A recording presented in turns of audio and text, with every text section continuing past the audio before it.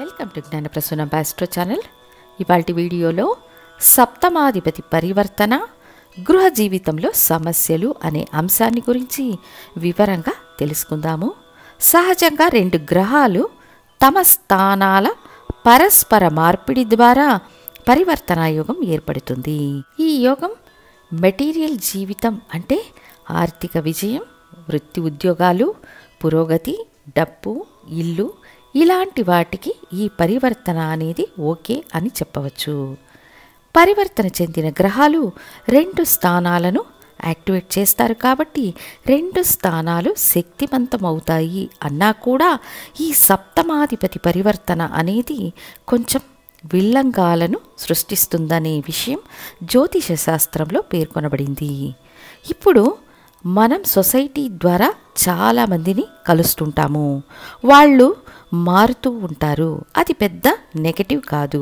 But వ్యాపార భాగస్తులను మనం పదే పదే చేంజ్ చేస్తుండడం నెగటివ్ విషయమే. దీనివల్ల మనం నష్టాలను ఎదుర్కొంటాం. కాబట్టి పార్ట్నర్షిప్ బిజినెస్కు కూడా ఈ సప్తమాధిపతి పరివర్తన డేంజరే అని చెప్పవచ్చు. ఇక జీవిత భాగస్వామి అనే విషయానికి వస్తే సప్తమాధిపతి పరివర్తన వల్ల జీవిత భాగస్వామి విషయంలో ఏదైనా ఒక వివాదాన్ని సంధించే అవకాశాలు ఖచ్చితంగా ఏర్పడతాయి.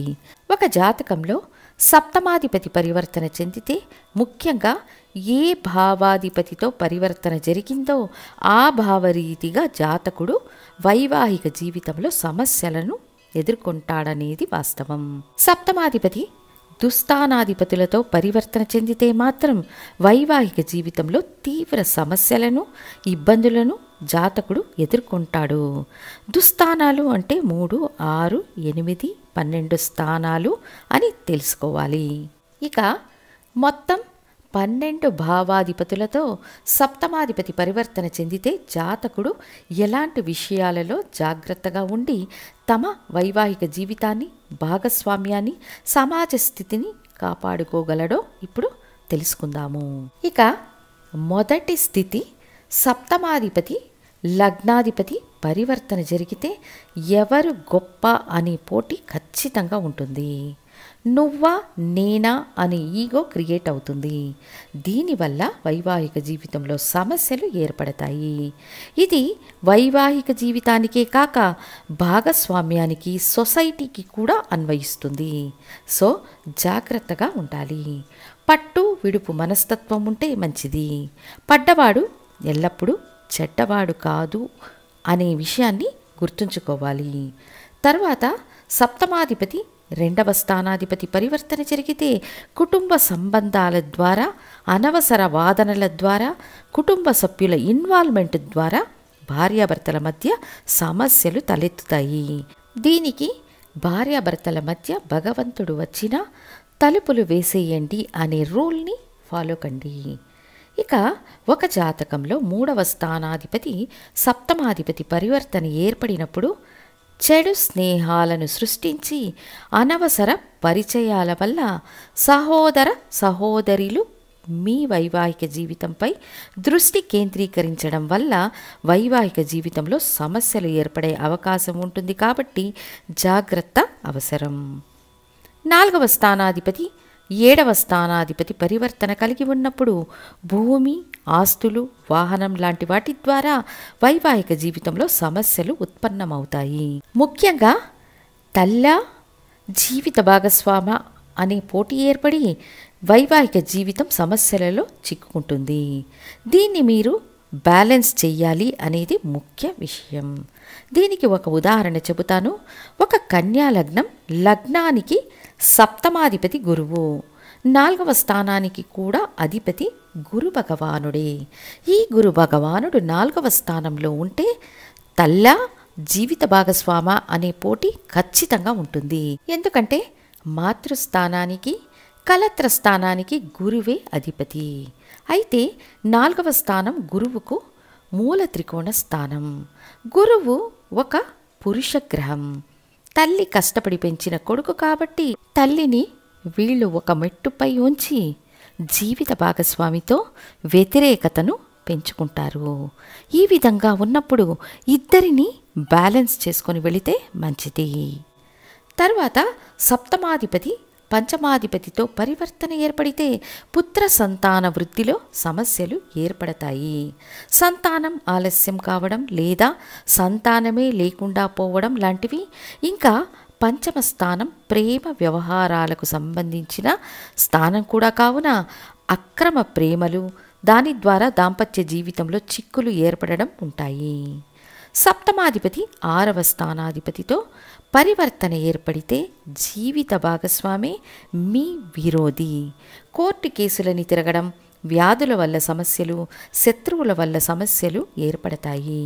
ఇలా సప్తమాధిపతి 6వ స్థానాధిపతి పరివర్తన జరిగితే మ్యాక్సిమం పార్ట్నర్షిప్ వ్యాపారం చెయ్యకూడదు. సొసైటీకి సంబంధించిన విషయాలలో హెచ్చరికతో ఉండాలి. జీవిత భాగస్వామి విషయంలో ముఖ్యంగా పట్టు విడుపు ఉండాలి. సప్తమాధిపతి అష్టమాధిపతితో పరివర్తన చెందితే విపత్తు, గండాలు, అనుకోని మరణం, ఆయుష్కు గండం ఏర్పడడం, దూరదేశంలో విడిపోయి బ్రతకడం లేదా చాలా కాలం విడిపోయి ఉండడం లాంటి పరిస్థితులు ఏర్పడతాయి. సప్తమాధిపతి 9వ స్థానాధిపతితో పరివర్తన ఏర్పడితే ఇది 2 వివాహాలను సూచిస్తుంది. ఇటువంటి స్థితి కలిగిన జాతకులు పరిహార పూజలను చేసుకున్న తర్వాతనే వివాహం చేసుకోవాలి. ఇంకా తండ్రి వర్గ సంబంధాలలో వివాహం చేసుకుంటే వైవాహిక జీవితంలో సమస్యలు ఏర్పడతాయి. తర్వాత 10వ స్థానాధిపతితో సప్తమాధిపతి పరివర్తన జరిగితే వృత్తి వ్యాపారాల వల్ల కుటుంబ జీవితం సమస్యలను ఎదుర్కొంటుంది. ఎల్లప్పుడూ పని పని అని ఉద్యోగానికి మాత్రమే ముఖ్యత్వం ఇవ్వడం, జీవిత భాగస్వామికి ఇంపార్టెన్స్ ఇవ్వకుండా ఉండడం వల్ల వైవాహిక జీవితంలో సమస్యలను ఎదుర్కొంటారు.